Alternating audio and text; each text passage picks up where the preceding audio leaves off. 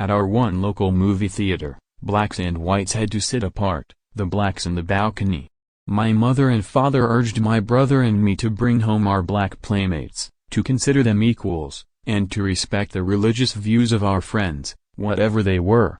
My brother's best friend was black, and when they went to the movies, Neil sat with him in the balcony. My mother always taught us, treat thy neighbor as you would want your neighbor to treat you, and judge everyone by how they act, not what they are. Once my father checked into a hotel during a shoe-selling trip and a clerk told him, "You'll like it here, Mr. Reagan, we don't permit a Jew in the place." My father, who told us the story later, said he looked at the clerk angrily and picked up his suitcase and left. "I'm a Catholic," he said. "If it's come to the point where you won't take Jews, then someday you won't take me either." Because it was the only hotel in town, he spent the night in his car during a winter blizzard, and I think it may have led to his first heart attack.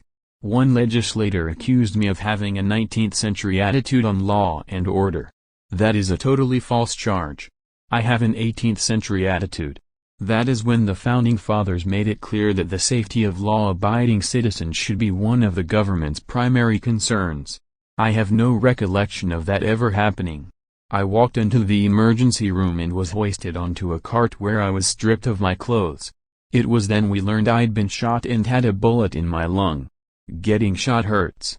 Still, my fear was growing because no matter how hard I tried to breathe, it seemed I was getting less and less air.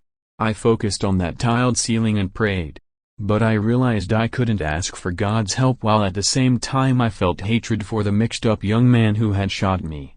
Isn't that the meaning of the lost sheep? We are all God's children and therefore equally beloved by Him. I began to pray for his soul and that he would find his way back to the fold.